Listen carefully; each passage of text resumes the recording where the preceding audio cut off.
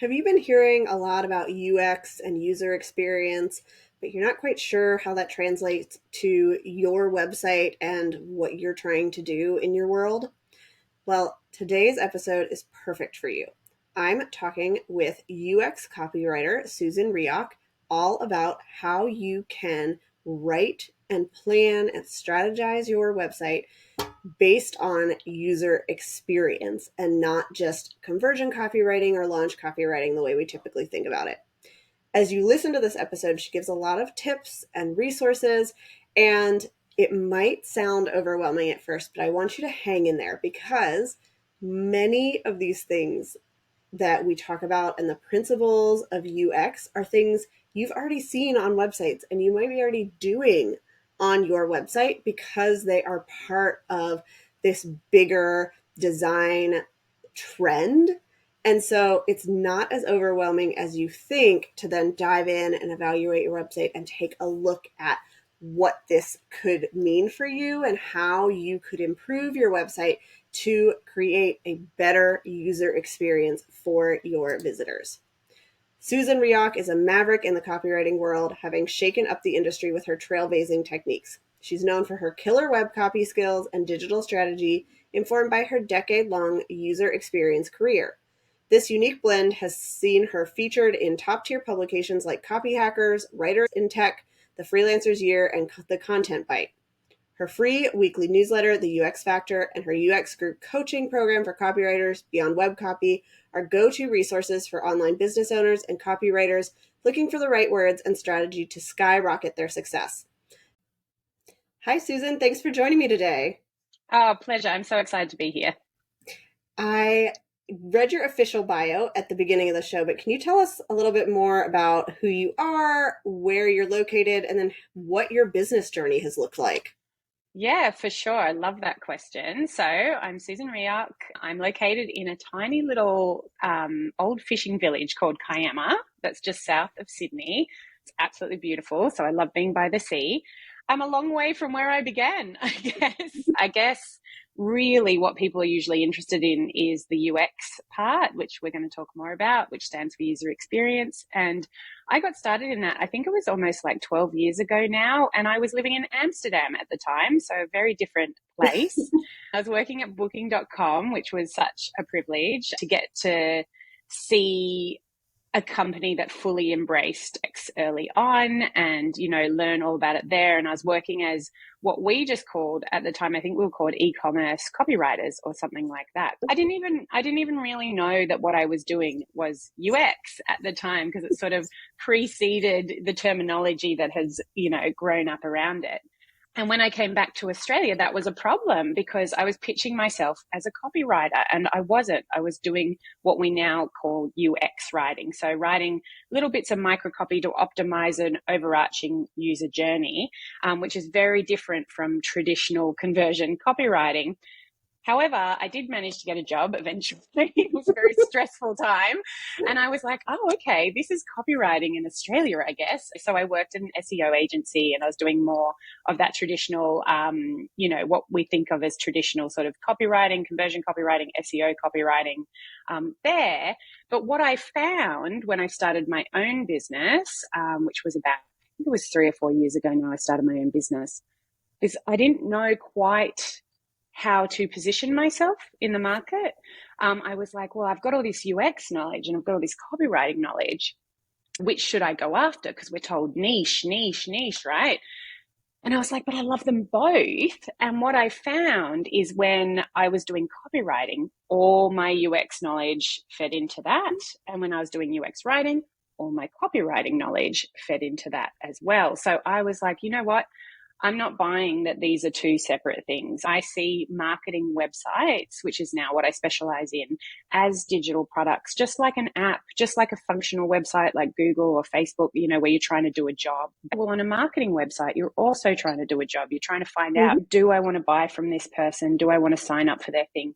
How do I do that? And, great UX is part of that. So that's sort of what I've come to specialize in and help people out with both as clients, but I also train copywriters inside a group coaching program called Beyond Web Copy. Awesome. Yeah, I heard you on another podcast and I was like, I know what UX is from a website design perspective. And I have just recently started having other people kind of understand what that is in the online space. I really want to know how UX and copywriting and like all of these things fit together, because when we can bring all of those pieces together, we create just a really powerful experience for our users. It helps our business so much too. You nailed it. You nailed it. It really, I always just, if I'm saying it in really simple terms, I'm like, my goal is to create a win-win for the business and for their website visitors. You know, they really go hand in hand. And I really, that resonates with a lot of people because they've been told, you know, you've got to sell, sell, sell. And this is like, no, if you just really hone in on what, you know, your people want and are trying to do, you can have those big business wins. Yeah. So what is UX copywriting, and maybe how is that different from like some of the other stuff people might be more familiar with? For sure. So I think just to take it one step back, just so that everyone listening is like, oh, okay. Because when you're familiar with UX, it's easy to throw that term around a lot. But user experience, what people often think is it's the experience of someone on a site, which is absolutely true. You know, it's exactly what the words say. But there's also two other definitions for it. So it's also a process of design, UX design, which I'm sure you're familiar with, Samantha, which is all around design thinking, where you empathize, you define, you know, the problem someone's having, you then ideate a solution, you prototype, create it, and then you test it, and then you sort of go around again. So it's a very iterative way of doing it, as opposed to you know, I think often in copywriting, people think of it more for launch copy and they think, well, I've got my last launch, my last website, put that in the bin. I'm going to try something completely new. I'm going to innovate and I'm going to try and beat whatever my results were with that. Whereas with UX, yeah, it's more that iterative, like, okay, what parts aren't working? Which parts can I tighten up? How can I make this better? So you don't just like publish a website and be done. You're constantly looking to improve it and get better results. And then how we're able to sort of like think of new things to try, you know, UX is also, you know, quite a few decades in now. And there have sort of been these design principles that are considered good UX, that are sort of heuristics, something called heuristics. So people can go check out those on the Nielsen Norman Group website. It's a great resource for anyone that's listening. And also psychological UX laws. So I'll give a couple of examples of what they might be. So a UX heuristic, which we use a lot in copywriting, is matching the system with the real world. So on your website, for example, you're using words that your visitors use. You're not using jargon. And it seems so obvious. A lot of this stuff does sound really obvious, but it's so easy to slip into jargon when you're writing, because it's really concise. When I look at a lot of copywriters' websites, for example, you know, we're guilty of it too. We also like to say we like to connect and convert people, you know, and you hear it so much that you're like, yeah, of course, I know what that means. Whereas, you know, someone who wants a website to sell their funky socks is like, convert. No, I just want to sell socks. They don't know what it means. So it's like just making sure, like going through and thinking, oh, okay, maybe I can do a little bit more of this, you know, matching between system and real world. And a psychological law, for example, is a Hicks law, which I don't know if you've heard of that, but the time it takes to make a decision increases with the number and complexity of choices. So you might look at your website and go, oh, I'm asking them to make I've got 3 CTAs all in a row. Like they're going to like have to take time to think about that. And when people take time on the internet, they tend to just abandon. Laws makes it sound a little bit more set in stone, but when you match that with that process of iteration and trying out things, it just gives you a good starting point to look for. So yeah, and basically we do all that with words because, as you know, Samantha, working as a designer, there's always this debate, what comes first, the copy or the design? And I like to always think that copy comes first. But in order to do that effectively, you have to understand this UX design part. You really do, because you might write something beautiful, but not understand how that's actually going to work on a website, you know, and it won't work. And the designer will get it and go, what to do with it? That makes a lot of sense. And I agree, copy needs to come first. But there are certainly rules and guidelines people need to follow when writing copy. If we want to list out like three different service options next to each other, the paragraphs need to be the same length. We can't have one be 3 lines and one be 10, or it's not going to look right. Exactly, exactly. Yeah, it's in having an understanding of that design. So I love this approach to copywriting because this is also how we approach design. And I like to remind myself of like my mom, who is tech friendly enough that she can go to the website, she knows how to do stuff, but she is not going to go dig through somebody's site to figure something out. She wants it to be simple and easy, and she is not going to go through 3 CTAs. She's going to have no idea what convert means. Like when she goes to her chiropractor website, she just wants to know, okay, you treat the condition I have, you take my insurance, here's how I can schedule an appointment. And that is part of the design, it's part of the copywriting, and it really comes back to like there's this strategy, there's a reason why we're doing all of this, and every piece of it needs to work in that strategy. Yeah, 100%, 100%.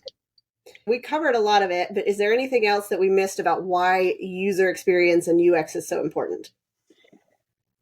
Yeah, I think we have we have covered a lot. I think it's really what you just said, looking at that overarching strategy, and it really allows you to see things that you might have missed. For example, looking at even the biggest strategy outside your website and looking at like where are people coming from? I think sometimes people think they're going to get a website and then that's going to be it, or the customers are going to come flooding in. I'm like, no, you need a strategy for traffic. And Yep. then you also need a strategy once they leave your website. What's your customer experience like? What's your email system? Like, it's looking at that whole digital organism and, you know, making sure that everything plays a role. It's obviously important for the people at the end of your experience, like your mom. And it's obviously, you know, I think we've covered why it's important for your business, but why it's important for the people who own the website or are writing for the website is it takes a lot of pressure off, actually.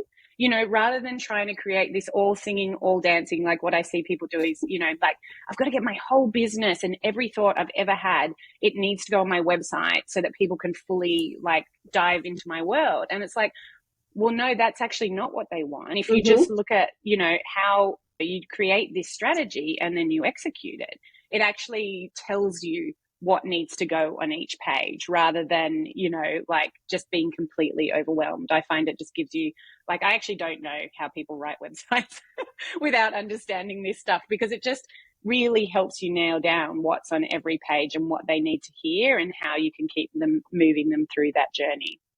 Yeah. I think a lot of people are more familiar with UX than they think they are. It's just not Yes. something they would call that, but they see how it works and they kind of understand those rules and principles because they've seen it in action so many times.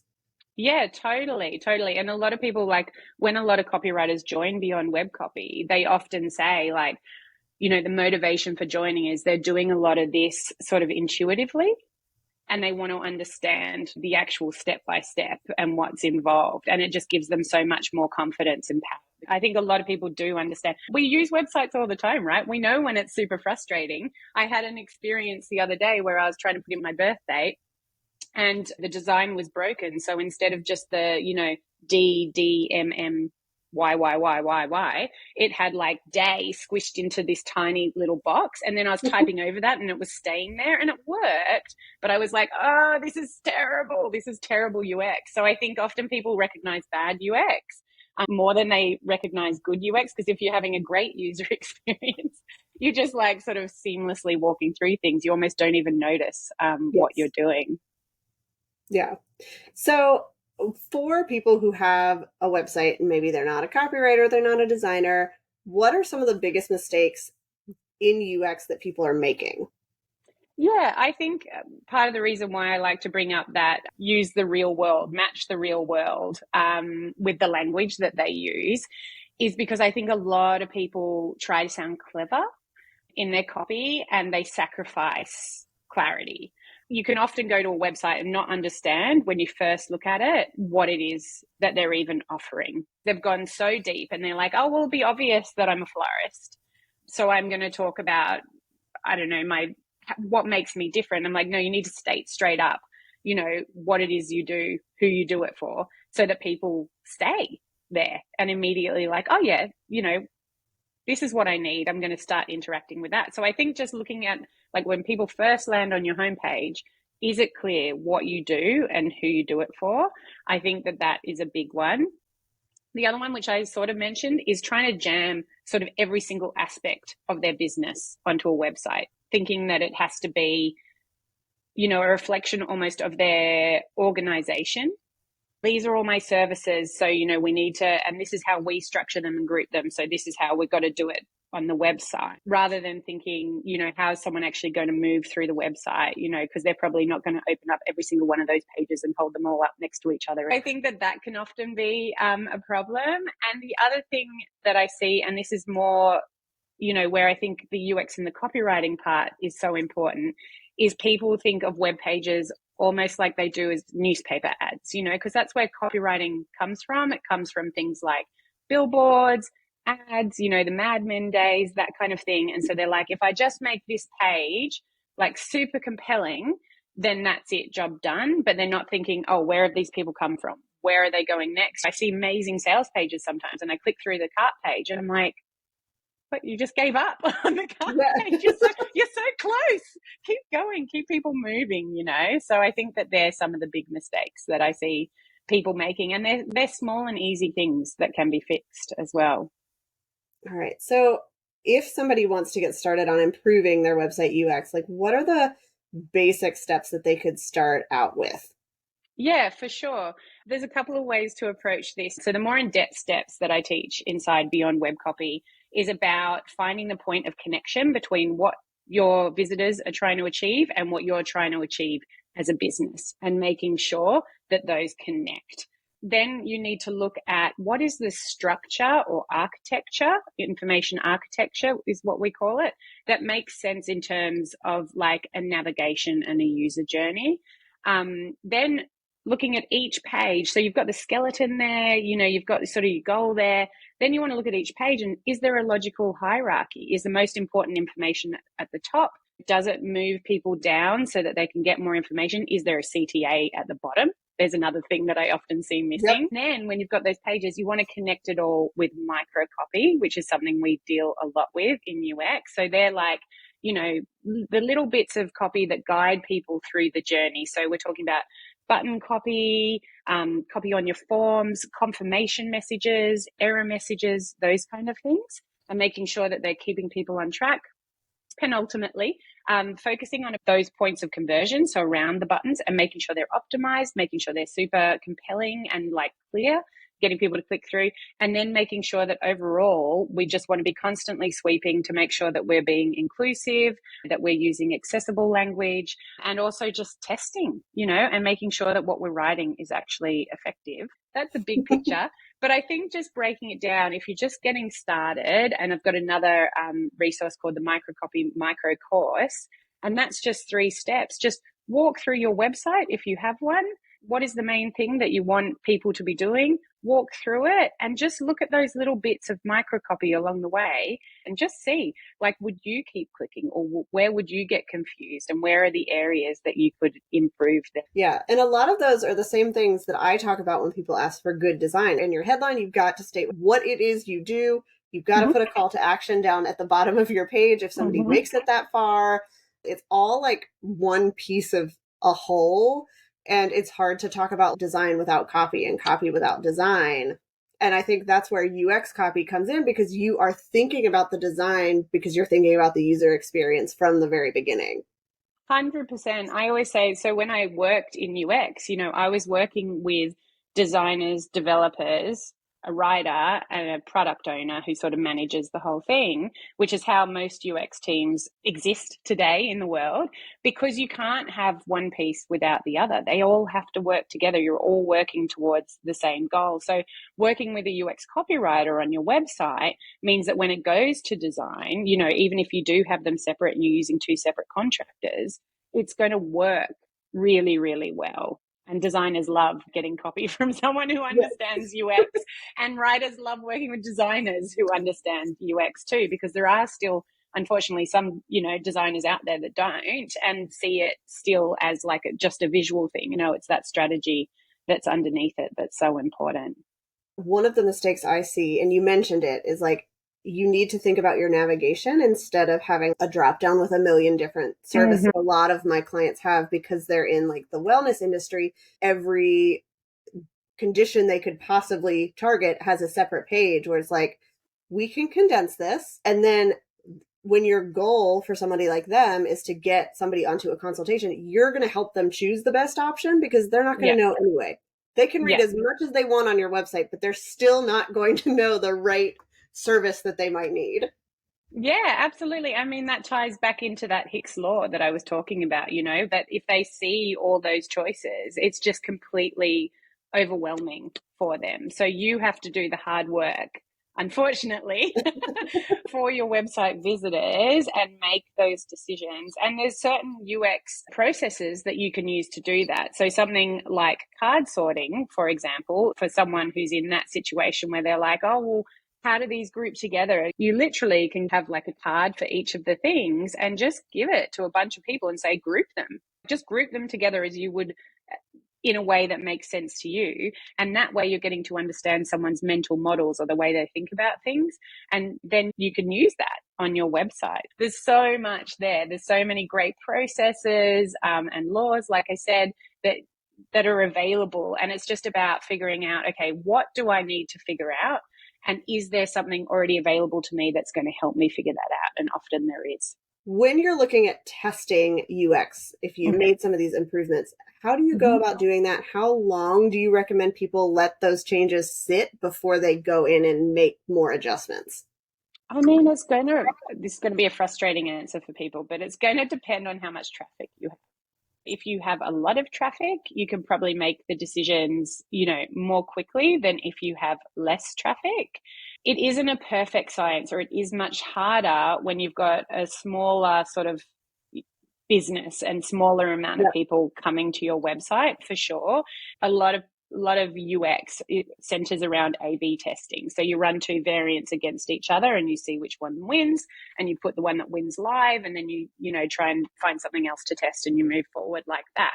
But what you can actually do is use, I think of it more as softer testing in a way, and actually sit beside someone and say, I would like you to, and don't use words that are already in the navigation, like I would like you to go to my services page. Don't say that, but be like, I would like you to book a consult, and just sit with them and see where they stumble or where they click is really powerful as well. So there is the A/B testing, but I honestly think for a lot of people that are running their own websites, you may not have the kind of traffic to get a really reliable result from that.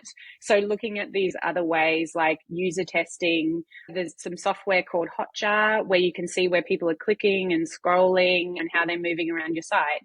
It's not a perfect solution, but it's better than not doing anything. And it's a good way to understand how people are using your site. Another really simple one, which I use all the time, especially when I'm writing sales pages, is before it goes live, is to give them to someone and give it into them in a Google Doc, or you can print it out and say, highlight in green all the bits that are clear, highlight in red all the bits that are confusing or off-putting. There are ways to test that aren't those, more analytics driven ways, because not everyone is going to have the resources and the capabilities to do that. So hopefully that gives some people some ideas for different ways of testing as well. Yeah, I have used Hotjar and other heat mapping tools, and we did it on one of my clients' websites to look at something, and we realized people were clicking on something multiple times that was not actually a button. And we were like, okay, well, we need to either make it clear that that's not a button, or we need to turn it into a button. Like, if people think it's a button and they click on it, it doesn't work. We all get frustrated and don't want to stay on that site. And that's an easy change once you realize what's going on. Yeah, and the other one that I see quite a lot, and people can do this on their own websites, is there anywhere on the page that you're clicking on that takes you to that same page? If you click on Yep. you click on a link and you're like, nothing happened, just going through and checking for those little things. I did just think of another thing because we were talking about navigation and how to figure out how to group things. A great little test that you can run there is something called tree jacking. People can actually do it in Excel spreadsheet. You take a stripped down version of your navigation. So you might have, just say, if you were a health provider and you had your home and then you had your services, and just say you had 3 categories, but underneath those there was more categories, and you just say to someone, find out more about therapeutic massage or whatever it is, and people are like, oh, okay, and they just highlight the cell where they would look. And that's a great way of just testing that people are going to the right place. It's very lo-fi and it's not perfect, but again, it's better than not running any and just hoping that people will figure it out. Yeah, absolutely. Awesome. And we'll link to these resources in the show notes for people who, so they can figure out like what to look at and where to go. But where can people connect with you online and get the resources that you mentioned if they want to learn more and start implementing this for their websites? Yeah, for sure. So there are 2 places that you can come and grab everything. First of all, Instagram. I love Instagram. I'm Susan Reoch _copywriter there. Come connect, say hi in the DMs. I love sending voice notes. And if you follow the link, all the resources are there, the link in my bio. The other place you can go, of course, is to my website. That's Susan Reoch Copywriter. It's very easy to join my email list, which is called the UX Factor. So every week I send out a story and hints and tips and all kinds of things as well. Thank you so much for coming on the show and talking about this. I'm excited for people to listen and think about copywriting and design a little bit differently. Yeah, amazing. Me too. Thanks for having me.